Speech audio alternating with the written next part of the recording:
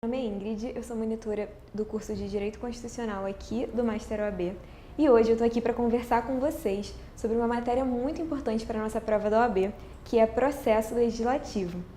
Só para deixar claro, como eu deixei também na outra monitoria que eu dei, essa monitoria ela tem o objetivo de quê? De conversar com vocês sobre o que é o processo legislativo, de falar sobre os assuntos mais importantes dentro do processo legislativo para a sua prova da OAB. Então, a gente quer tentar passar de uma forma geral a matéria, abordar a matéria nos pontos mais importantes focados para a OAB e, por isso mesmo, a gente não tem a pretensão de esgotar o tema de processo legislativo. A gente vai trabalhar focado no que cai mais para a OAB. Agora, se vocês quiserem ter acesso ao conteúdo completo de processo legislativo e de tantos outros cursos, outras disciplinas, é só vocês assinarem o Master OAB. Eu tenho certeza que se vocês assinarem, vocês não vão se arrepender. A gente está com uma promoção maravilhosa, que é 2 de R$ 69,90. Então, eu tenho certeza que vai valer a pena. Pensem nisso com carinho. E eu acho que vocês vão gostar. Vocês têm acesso a várias aulas com visualizações ilimitadas. Vai ser importante para o seu estudo para a OAB. Mas aqui, na monitoria hoje, a gente vai focar em processo legislativo e a gente vai focar nos temas que mais caem na OAB dentro de processo legislativo. Tá bom? Deixa eu ver aqui o chat. Boa tarde, isso é Alexandre, Constitucional, processo legislativo. De nada. Bom, acho que é isso. Fiquem à vontade para conversar comigo no chat, se tiverem dúvidas, se quiserem dar sugestões, tá bom? E a gente vai começar a ver a matéria aqui. Pode pôr o slide, por favor.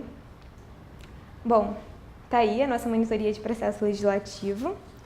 E por que eu escolhi esse tema? A gente vai ver que processo legislativo está entre os 4 temas mais abordados na sua prova da OAB. Da organização dos poderes, organização do Estado, controle de constitucionalidade. Para quem não viu, minha última monitoria foi sobre controle de constitucionalidade. E processo legislativo. Volta para mim, por favor. Gente, como a gente percebeu, o processo legislativo cai bastante na OAB e a gente vai ver que a abordagem ela é bem focada, bem letras de lei mesmo. Então, o que é muito importante para a vida e para o processo legislativo na OAB? Ler os artigos várias vezes, com atenção, de preferência anotar, tentar criar sisteminhas para você memorizar os artigos, porque o processo legislativo é muito letra de lei. A gente vai ver isso juntos agora. E cai muito na sua prova. É uma matéria um pouquinho procedimental demais, então a gente não tem muitos temas para debater. A gente vai falar muito de procedimento, como é a votação, qual é a iniciativa, mas eu espero que seja legal, que seja um momento de aprendizado para todo mundo. E eu estou muito feliz de estar aqui com vocês falando sobre isso, tá? Bom, pode botar o slide?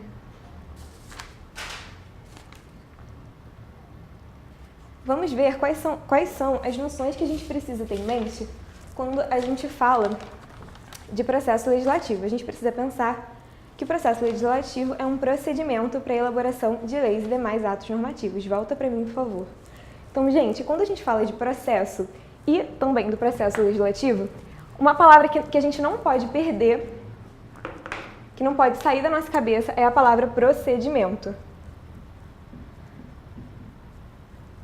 Então, o processo legislativo, ele é o procedimento pelo qual as autoridades competentes, responsáveis, eles vão elaborar as leis, os atos normativos. Procedimento tem que te levar para uma outra palavrinha importante, que é a palavra fase. Quando a gente pensa em procedimento, a gente pensa em várias fases de elaboração da norma. Então, a gente vai ter essa etapa, a gente vai ter depois essa segunda etapa, terceira etapa, e tudo isso vai culminar no final na lei ou ato normativo. Então, a gente precisa ter procedimento em mente e fases. Procedimento tem várias fases de elaboração da norma. Se eu puder dar uma dica para vocês, o que eu gostaria de falar é que o que mais cai em processo legislativo é emenda constitucional. A gente vai ver quais são as leis, os atos normativos que existem e a gente vai ver que o que mais cai é emenda constitucional. Então, a gente vai focar mais em emenda constitucional, tá bom? Põe, por favor, o slide de novo. Então, aqui, ó, o procedimento. A gente viu que o procedimento engloba fases. E vamos ler o artigo 59 da Constituição, eu coloquei aqui no slide para vocês, que diz que o processo legislativo compreende a elaboração de emendas à Constituição, leis complementares, leis ordinárias, leis delegadas, medidas provisórias, decretos legislativos e resoluções. E a gente tem um parágrafo único que diz que lei complementar disporá sobre a elaboração, redação, alteração e consolidação das leis. Qual lei complementar foi essa? Foi a Lei Complementar 95 de 98. Volta para mim, por favor. Gente, não deixem de dar uma olhadinha, dever de casa, para vocês, na Lei Complementar 95 de 98, que é a lei que vai dispor exatamente sobre o procedimento de elaboração das leis. Então, leiam essa lei. Vou deixar aqui para vocês. Como um deverzinho de casa mesmo. É uma lei curtinha, tem 19 artigos, se eu não me engano, e vale a pena ler para a prova, tá bom? Dá uma lidinha lá, geral nela. Como eu tinha falado para vocês, o que é mais importante dentro disso? O que é mais importante dentro de processo legislativo para a OAB são as emendas constitucionais. Gente, vocês estão conseguindo me acompanhar?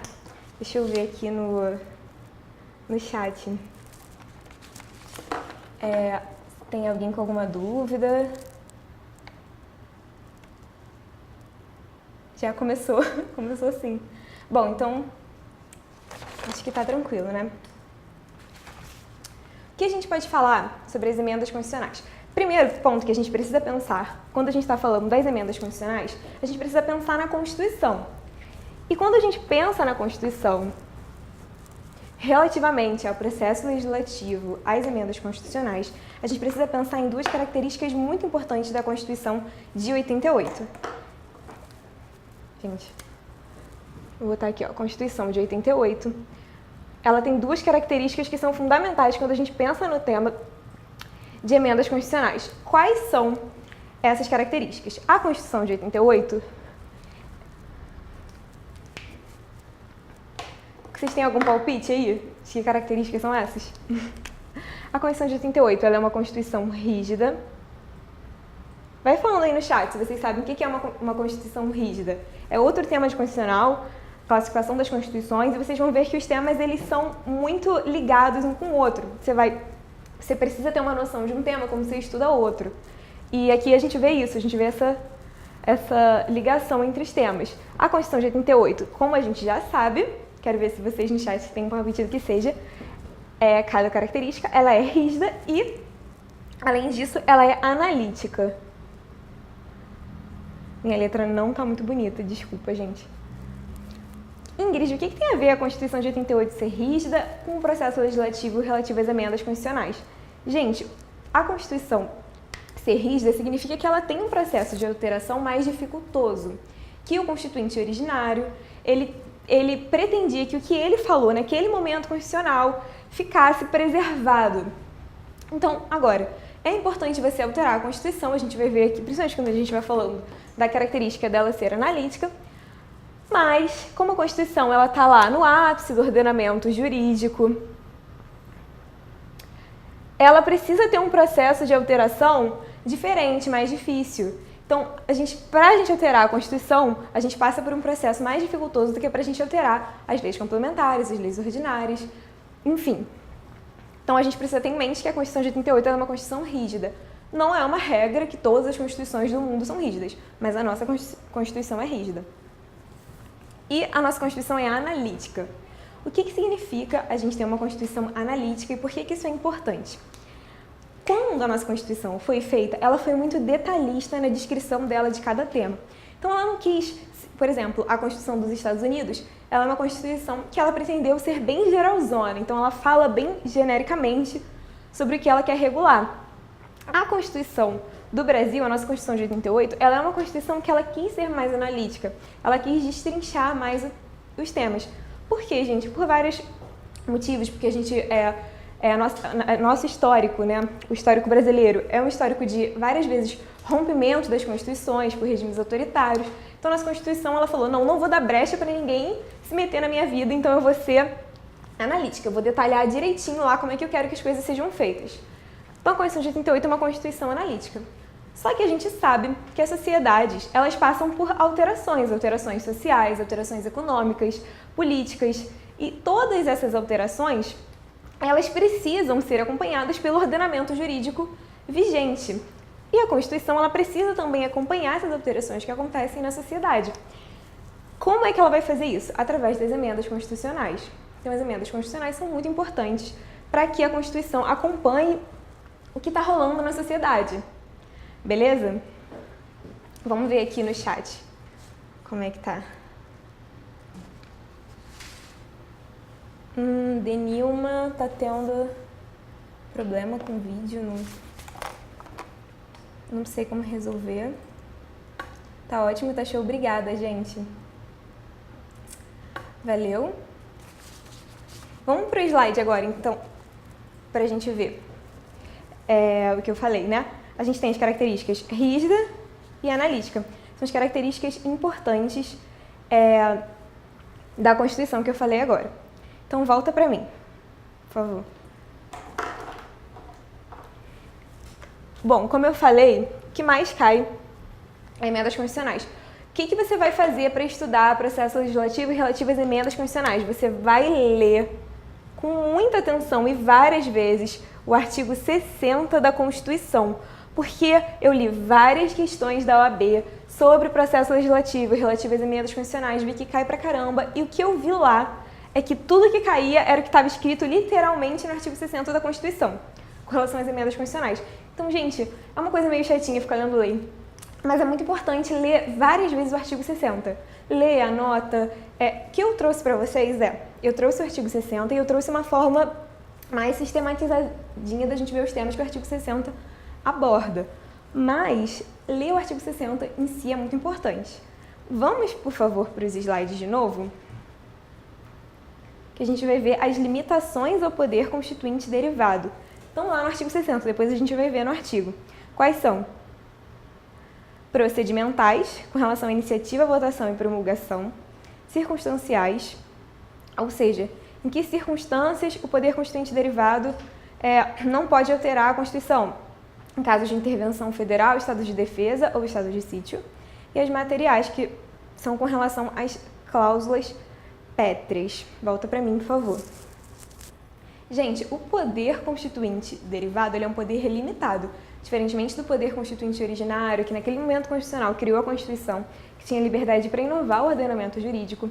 O poder constituinte derivado, ele tem algumas limitações, que nem um exemplo bem bobinho quando você vai no salão cortar o cabelo. Você fala, olha, eu quero cortar meu cabelo, mas eu quero que você corte meu cabelo igual essa pessoa dessa foto aqui, desse jeito que eu quero. É a mesma coisa que a Constituição fez. A Constituição falou, olha, eu quero que você dê uma repaginada no meu visual para eu acompanhar as tendências da sociedade, porque eu quero ser moderna, eu quero ser legal. Mas eu quero que você faça isso dentro do que eu estou pedindo, porque eu não quero também ficar ridícula por aí, andando toda estranha, né? Imagina a Constituição falando isso. Enfim. Então, a Constituição falou, olha, poder constituinte derivado, você pode me alterar, eu estou deixando você fazer isso. Mas eu estou colocando aqui algumas limitações e você vai ter que respeitar. E quais são essas limitações? As procedimentais, ou seja, a Constituição falou qual é o procedimento que o poder constituinte derivado tinha que seguir para alterar ela. Vamos ver isso no artigo 60. As circunstanciais, ou seja, ele falou em quais casos ele não quer que o poder constituinte, ela não quer que o poder constituinte derivado altere ela. E as materiais, com quais assuntos o poder constituinte derivado não pode nem mexer, porque a Constituição não deixa. Então, tá lá no artigo 60, a gente vai ver. Vamos para o slide de novo, que a gente vai ver aqui, por favor, que além das limitações ao poder constituinte derivado, que estão lá no artigo 60, a gente tem as fases de elaboração das emendas constitucionais. Quais são as fases de elaboração? Apresentação da proposta por um dos legitimados, é a primeira fase, alguém que é legitimado tem que apresentar a proposta de emenda constitucional. Depois, discussão e votação em cada caso do Congresso Nacional, a gente vai ver melhor como é que é isso no artigo 60, né? Que a gente vai ver que tem lá 2 turnos e tal.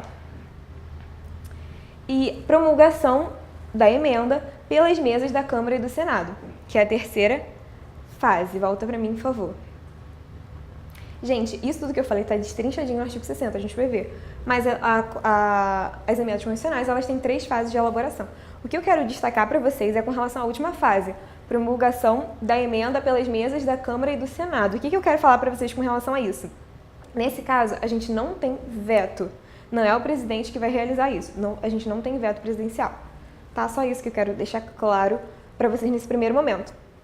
Deixa eu ver se eu tô indo rápido demais. Vou olhar aqui o chat, se vocês estão entendendo o que eu tô falando.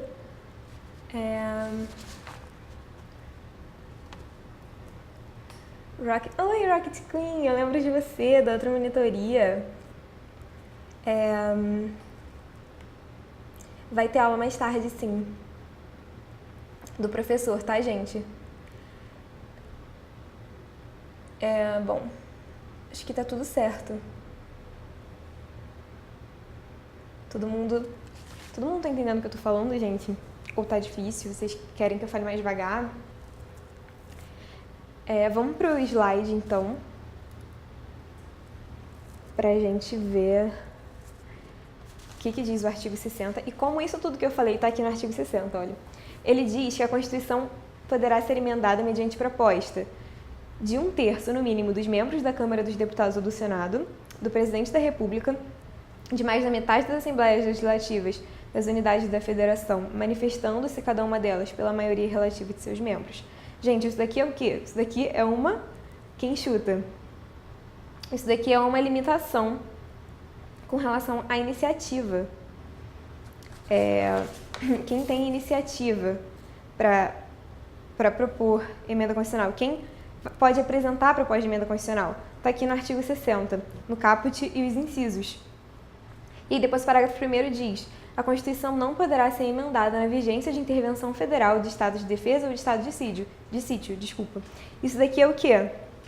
Isso daqui é uma limitação circunstancial, que a gente viu lá. Esses nomezinhos são só para ficar mais fácil da gente visualizar, né? Mas tá tudo no artigo, como eu falei para vocês.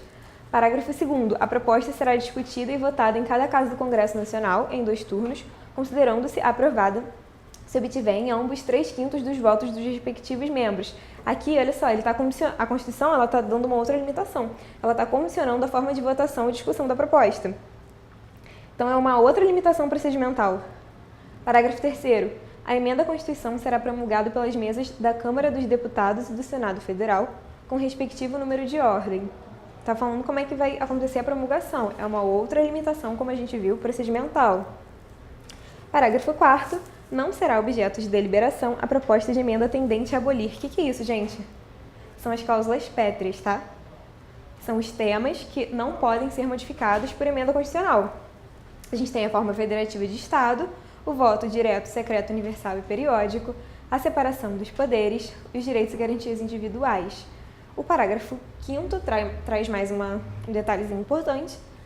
Ele diz que a matéria constante de proposta de emenda rejeitada ou havida por prejudicada não pode ser objeto de nova proposta na mesma sessão legislativa. Só para vocês ficarem sabendo, uma sessão legislativa tem a duração de 1 ano. Volta para mim, por favor. Uma legislatura, gente, tem 4 anos e ela é composta por 4 sessões legislativas e cada uma tem 1 ano. Tá? Curiosidadezinha para vocês ficarem sabendo. O que eu quero falar para vocês? Uma observação, esse parágrafo 5º, ele foi bem discutido recentemente quando estava rolando uma reforma do poder e tal. E aí muita gente falava que, se eu não me engano, foi com relação ao financiamento de campanha, que falaram que era inconstitucional porque foi votado e votaram que não deveria passar e depois na mesma sessão legislativa foi colocado para votação de novo. Vocês lembram dessa discussão? Rolou bem recentemente. E aí, quando falavam, eu acho que essa atuação é inconstitucional, por causa desse parágrafo 5º da Constituição, que fala que se você quiser, se a matéria foi rejeitada ou havida por prejudicada, ela só pode ser objeto de nova proposta em outra sessão legislativa. Só para contextualizar com uma coisa que aconteceu recentemente. Deixa eu ver o chat aqui de novo. Voto obrigatório pode ser objeto de emenda? Tá dizendo aqui, olha, Rocket Queen. Não será objeto de deliberação o voto direto, secreto, universal e periódico, tá? Certo? Bom, acho que tá tranquilo. Né? Beleza, gente. Bom, visto isso, Vamos fazer um exercíciozinho pra gente ver como é cobrado? Que a gente vai ver que é cobrado igualzinho tá na Constituição, no artigo 60, como eu falei pra vocês. Vamos ver? Slide, né? Olha só, gente, essa questão. Enquanto eu vou lendo, vai falando no chat, por favor, qual é a resposta que vocês acham pra gente discutir a questão. A Constituição brasileira não pode ser emendada na implantação do estado de emergência e durante a intervenção da União nos estados. B. Na vigência do estado de sítio e na implantação do estado de emergência. C. Quando em estado de sítio e durante a intervenção da União nos municípios. D. Na vigência de estado de defesa, de estado de sítio e de intervenção federal. Volta pra mim, por favor. Vamos olhar aqui o chat. Deixa eu ver se alguém já respondeu. Ninguém deu nenhum palpite sobre a resposta, qual seja? Bom, ainda não chegou aqui pra mim. Vamos ver lá a resposta, gente. Essa resposta dessa questão, pode pôr a questão, por favor. Tá na Constituição, no artigo 60, certinho, ó. Letra de lei. Gente, desculpa. Eu troquei aqui o slide. Volta pra mim, por favor. Eu troquei o slide aqui. Pronto, pode botar de novo lá. A setinha, ó. Na vigência de estado de defesa, de estado de sítio e de intervenção federal. A gente acabou de ver isso no artigo 60, gente. Cai assim. Cai tipo letra de lei purinha. Então é bem tranquilo. Vamos ver. Próximo. Vamos continuar no slide pra gente ver outra questão. As emendas constitucionais possuem um peculiar sistema de iniciativa. Assim, revela-se correto afirmar que poderá surgir um projeto dessa espécie normativa por proposta de mais de 2/3 das Assembleias Legislativas das unidades da Federação, sendo que em cada uma delas deve ocorrer a unanimidade de votos. Será? B. Mais de 1/3 das Assembleias Legislativas das unidades da Federação, sendo que em cada uma delas deve ocorrer a maioria simples de votos. C. Mais de metade das Assembleias Legislativas das unidades da Federação, sendo que em cada uma delas deve ocorrer a maioria relativa de votos. E D.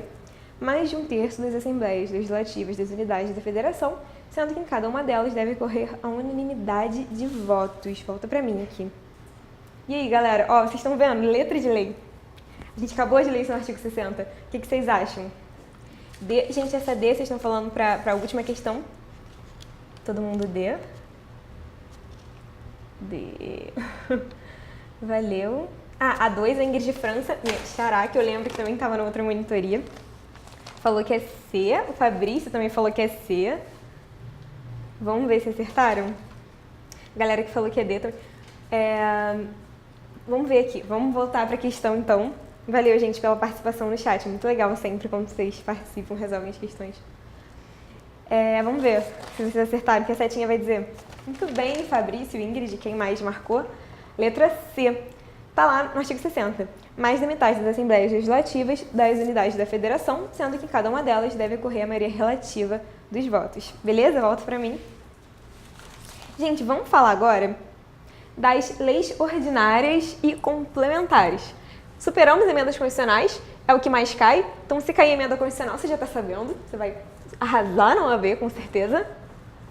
É isso que a gente quer. Tô torcendo por vocês. A gente tem aqui, vamos falar agora das leis ordinárias e complementares. E eu vou falar um pouquinho de matemática com vocês, quem tem medo de matemática, além de mim. Gente, eu vou escrever essa palavra inteira não, senão vai a monitoria toda só eu escrevendo complementares no quadro. Beleza, então. Primeiro, eu vou falar com vocês sobre as diferenças que a gente vai ter entre as leis ordinárias e complementares. Por quê? Porque as diferenças são muito pouquinhas, de resto é tudo igual ao procedimento e eu vou falar o procedimento delas como uma coisa só, porque vale para as duas, beleza? A diferença é quanto ao quórum de votação, né? Vocês já devem saber. Essa é a diferença das ordinárias para as complementares. E aí o que a gente vai ter? A gente vai ter que as leis ordinárias, o quórum que elas pedem é a maioria, o que, gente? Simples, né? Muito bem. E as complementares, deixa eu conferir aqui com vocês, é a única diferença. E as complementares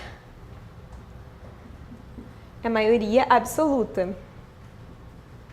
Gente, é aí que vem a matemática, né? Que são elas. Vocês sabem como é que calcula o que é maioria simples, maioria absoluta? Porque isso daí é uma parada que eu acho complicadinho. Mas vocês sabem como é? Deixa eu olhar aqui no chat pra ver o que tá rolando, né? Ah, a Ingrid comemorou que acertou a questão. Vamos pra matemática agora e vamos ver se vocês continuam indo bem, não sem dúvidas assim. Então, o que é maioria simples, gente? Maioria simples, você vai pegar a metade dos presentes e você vai ver qual é o primeiro número inteiro depois da metade dos presentes para você obter a maioria. Então, digamos que tenham 81 deputados na votação lá de determinada lei. Quanto é a metade de 81? A metade de 81... eu acho que é isso. Se eu estiver errada, é porque é matemática, vocês me dão desconto. É 40,5, né? Então, peguei isso daqui, dividi por 2. E aí, metade de 81. Só que tem como a gente ter 40 deputados e meio? Talvez tenha, será? Tipo, fisicamente não tem como a gente ter 40 deputados e meio. Então, o que a gente vai ter aqui? A gente vai pegar... O que é a maioria simples? A maioria simples você pega a quantidade de presentes, divide por 2, você vai obter o resultado, e você vai ver qual é o primeiro número inteiro depois do resultado. Qual é o primeiro número inteiro depois de 40,5? 41. Então, a maioria simples, você vai ver os presentes, 41. Beleza? E a maioria absoluta? A maioria absoluta também é metade, é o primeiro número inteiro depois da metade, só que você não vai pegar os presentes, você vai pegar a quantidade geral que existe. Então, deixa eu conferir aqui, ó. Os deputados federais, são 513 deputados federais, só para conferir o número. Porque matemática não é comigo, né? A gente tem 513 deputados federais. A maioria absoluta vai ser o primeiro número inteiro depois da metade do número geral de deputados federais, não só dos presentes naquela votação. Então, deixa eu ver quanto é a metade. A maioria absoluta será sempre 257. Por quê? Porque você pegou 513, dividiu por 2, aí deu 256,5, primeiro número inteiro e depois 257. Só ensinando para vocês a fazer esse cálculozinho. Eu gosto mais dessa porque essa daqui tem que fazer menos conta. O número é certo, sempre tem 513, então sempre vai ser 257. Aí eu fico mais feliz em fazer conta. Vocês também? Deixa eu ver aqui o chat. Ninguém com dúvida, gente? Eu falei de matemática aqui, ninguém ficou com dúvida? Então tá bom, vocês estão muito bem mesmo. Continuemos. Vamos ler aí o artigo, bota o slide, por favor. O artigo 47 da Constituição, que fala que a maioria simples, salvo disposição constitucional contrária, as deliberações de cada casa serão tomadas por maioria dos votos, presente a maioria absoluta de seus membros.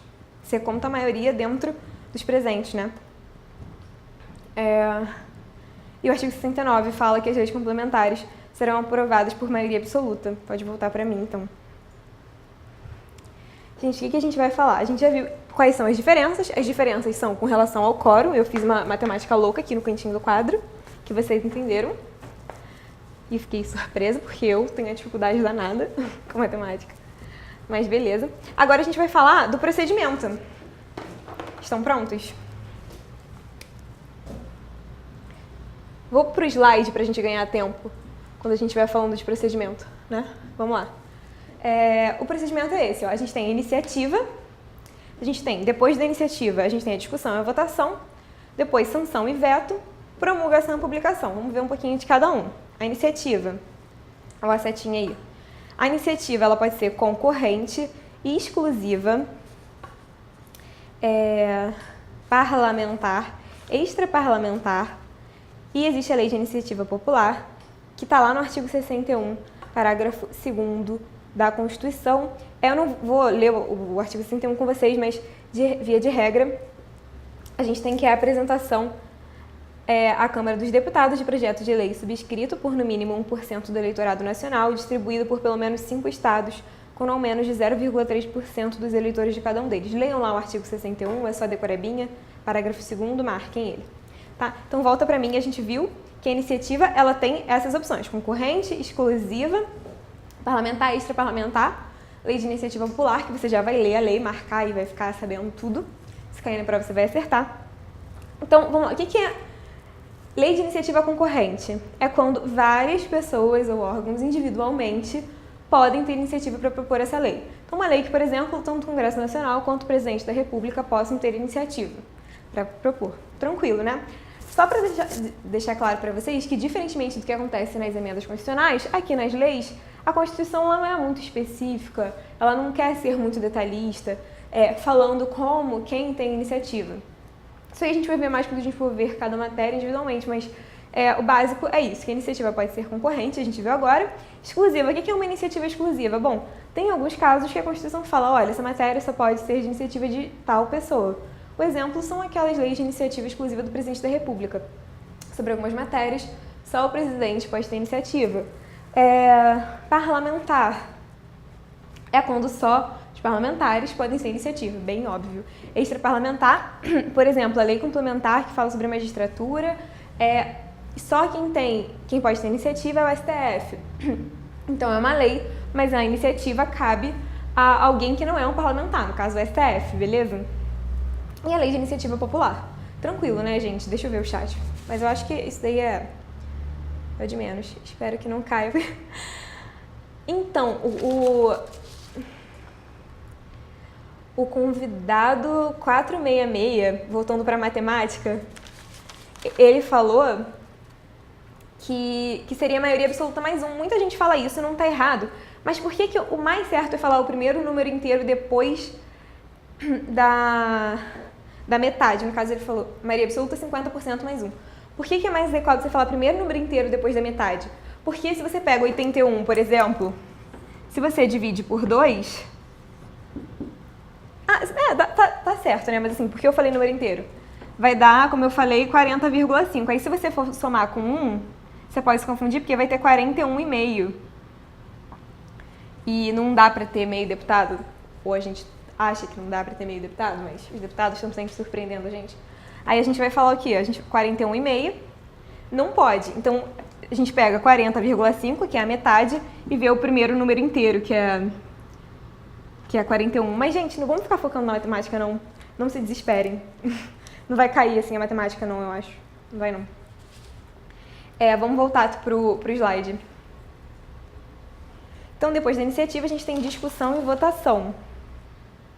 E aí, na discussão e votação, a gente vai ter uma análise de constitucionalidade, vai para a casa iniciadora, já estava na casa iniciadora, né? A discussão começa na casa iniciadora, depois a casa revisora, ela pode aprovar, rejeitar ou emendar aquele projeto que veio para ela.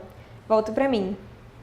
Comentar sobre isso rapidinho, essa análise de constitucionalidade que a gente viu ali que tem. Mais com relação à iniciativa, né? É uma lei de iniciativa exclusiva do Presidente da República, mas quem teve iniciativa para a elaboração da lei foi lá o deputado. Não pode, só o Presidente da República podia. Então aí a gente vai falar, poxa, teve um vício aqui de constitucionalidade no procedimento, porque a Constituição diz que só o Presidente pode falar sobre isso e quem teve iniciativa nesse caso foi lá o deputado. Beleza? Então essa que é a análise de constitucionalidade. Geralmente ocorre pelas comissões das casas legislativas. Então, por exemplo, a famosona Comissão de Constituição e Justiça, ela vai fazer esse papel de chatinha e falar, cara, não pode essa lei aqui, porque quem teve iniciativa foi a pessoa errada, vai ficar cutucando você lá. É ela. Tá? Então, depois, a gente viu que vai rolar essa análise de constitucionalidade, vai para a casa iniciadora, só para falar para vocês, geralmente a casa iniciadora é a Câmara dos Deputados. Projetos de lei de iniciativa popular, da própria Câmara dos Deputados, projetos de lei de iniciativa do Presidente, tudo começa...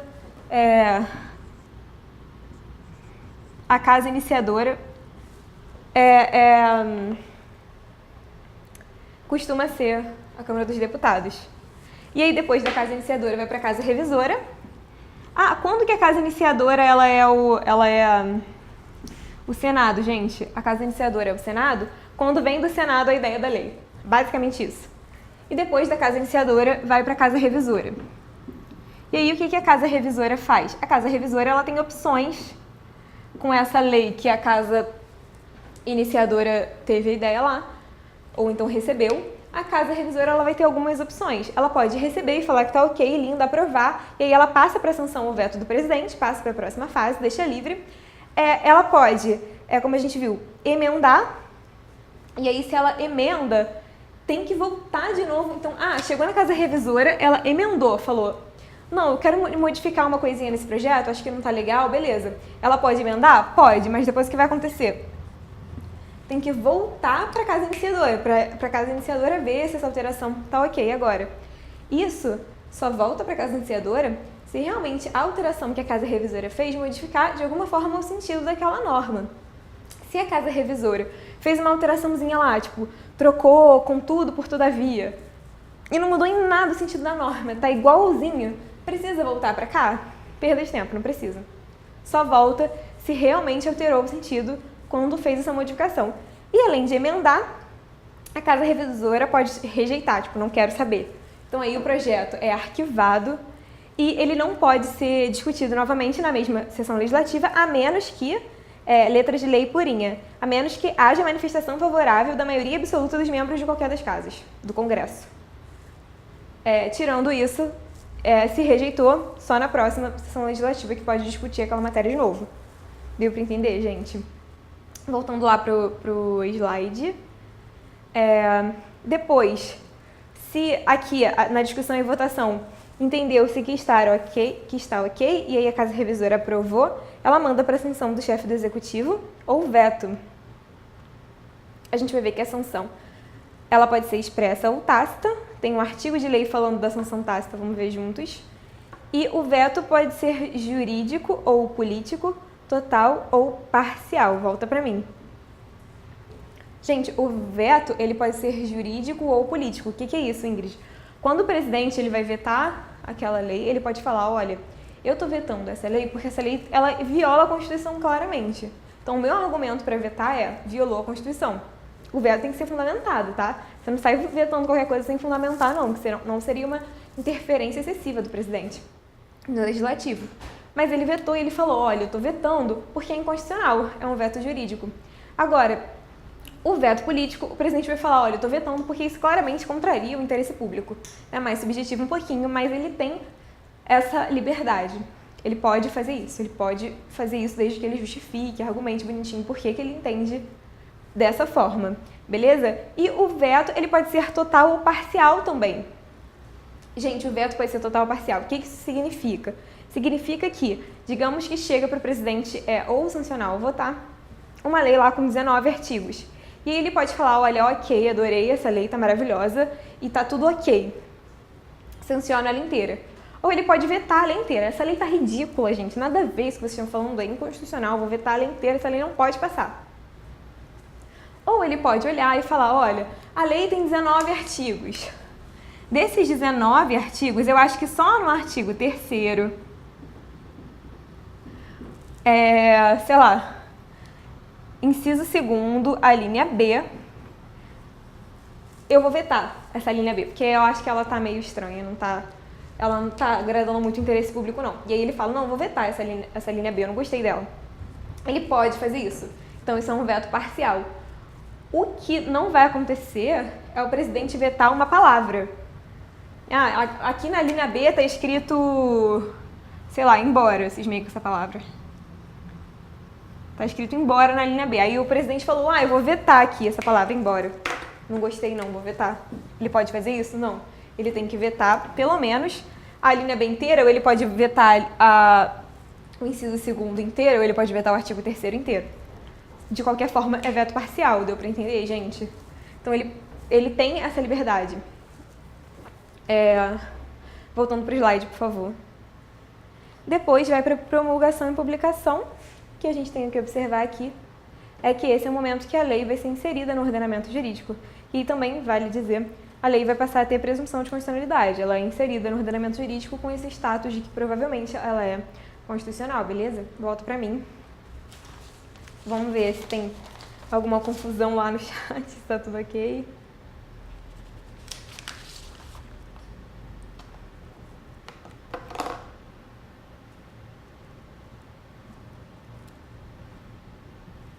Beleza, gente. Acho que não tá chegando nada pra mim aqui. Acho que é isso, né? Ah, aqui, ó. Rocket Queen. A sanção e o veto são de iniciativa exclusiva do presidente da República. Quem vai sancionar ou vetar, geralmente no caso das leis ordinárias e das leis complementares, é o chefe do executivo. Pode ser que seja o presidente, se for federal, a nível federal, pode ser também que seja o governador, enfim, mas é o chefe do executivo que vai fazer isso. Que é uma forma de intervenção de um poder no outro poder, né? Freios e contrapesos básicos que a gente aprendeu lá em Constitucional é isso. Então, não é nenhuma questão de iniciativa, é que nas etapas, depois que ela foi discutida, votada e tal, aprovada, beleza, ela vai para o presidente ou para o chefe do executivo de uma forma mais geral, e aí ele pode falar se ele vota ou não, se ele veta ou sanciona. Existe o veto parlamentar, mas nesse caso de leis ordinárias e complementares, não. A gente vai ver que o veto parlamentar é uma coisa bem diferente disso, tá bom? Beleza? Você entendeu? Vamos voltar então aqui pro slide pra gente ler o artigo 67 da Constituição, que ele vai dizer que matéria constante de projetos de lei rejeitado só poderá constituir objeto de novo projeto na mesma sessão legislativa mediante proposta da maioria absoluta dos membros de qualquer das casas do Congresso Nacional. Eu falei isso, mais ou menos, dei uma lidinha no artigo para vocês, quando eu falei disso lá, no caso de ser rejeitada pela Casa Revisora. Lembram? E aí o artigo 66, que o que a gente... ele fala da votação e tal, que a gente vai ver aqui de importante que eu grifei para vocês, é justamente que, decorrido o prazo de 15 dias, o silêncio do presidente da República importará sanção. Então, aqui é o caso da sanção tácita. Tá aqui, né, no parágrafo 3º, eu coloquei a setinha para vocês falando que é isso. E, ainda no 66, no parágrafo 4º, a gente vai ver que o veto ele vai ser apreciado em sessão conjunta dentro de 30 dias a contar de seu recebimento, só podendo ser rejeitado pelo voto da maioria absoluta dos deputados e senadores. Então, para o veto ser rejeitado, é preciso que tenha a maioria absoluta, como a gente já viu, de deputados e senadores. Tá? Volta para mim. Gente, a gente está com um tempo corrido. Eu vou tentar falar com vocês rapidinho de lei delegada. Mas, assim, a gente está meio apertado, né? Vamos ler o artigo, porque lei delegada, basicamente o que a gente precisa saber, está lá no artigo 68 da Constituição, que as leis delegadas, elas são as leis que são elaboradas pelo presidente da República, e o presidente da República deve solicitar a delegação ao Congresso Nacional. O que não será objeto de lei delegada? Não será objeto de lei delegada, está lá no parágrafo 1º,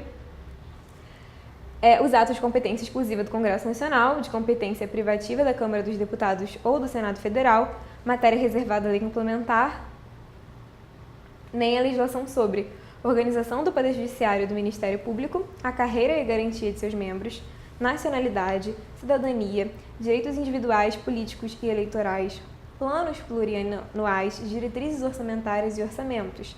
Isso daqui é o que não pode vir por lei delegada. Parágrafo 2º diz que a delegação ao presidente da República terá a forma de resolução do Congresso Nacional. Nada muito importante para comentar aqui. E diz que se a resolução determinar a apreciação do projeto pelo Congresso, este a fará em votação única, vedada qualquer emenda.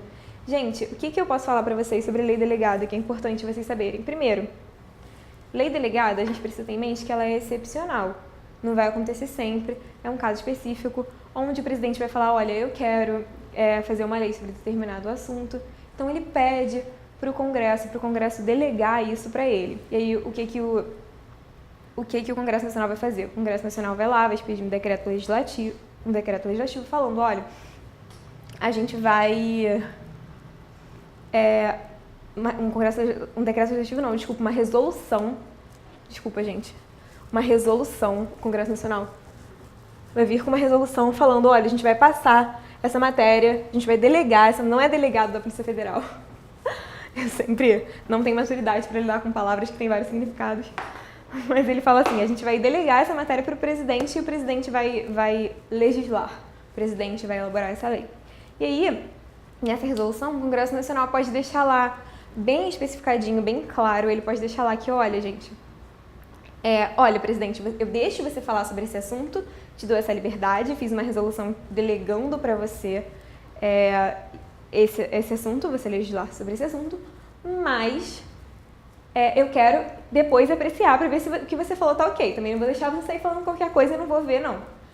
Então, é possível que isso ocorra, é possível que condicione a uma apreciação pelo Congresso Nacional. Agora, pode ser também que isso não aconteça. E aí o presidente vai criar e, enfim, fica por isso mesmo. Então é isso que eu tenho para falar com vocês. Índole excepcional se faz por resolução do Congresso. Lei delegada também é letra de lei. Então tá no artigo 68 da Constituição. O que eu posso falar leiam o artigo 68 da Constituição. Como eu falei para vocês, falar de processo legislativo é um pouquinho maçante, porque é só letra de lei mesmo, não tem nem como a gente florear muita discussão. E cai na OAB assim, nem cai com casinho, sabe? Quando é processo legislativo, você vai ver que cai assim, a letra da lei lá, eles mudam uma palavrinha e você tem que botar o que está mais parecido. Então, lei delegado, o que eu posso falar para vocês? Só leiam o artigo 68 e leiam várias e várias vezes, tá bom? O que eu ainda tinha para falar era medida provisória.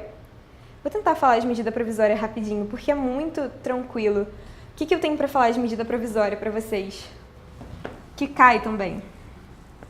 E é muito, muito, muito fácil.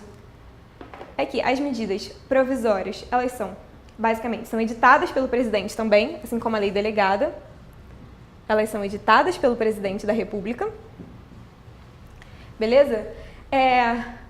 E elas são editadas em quais casos? Elas têm alguns pressupostos. Quais são? Quem sabe aí quais são os pressupostos? Ela tem dois pressupostos. Os pressupostos são relevância e urgência. Beleza, gente?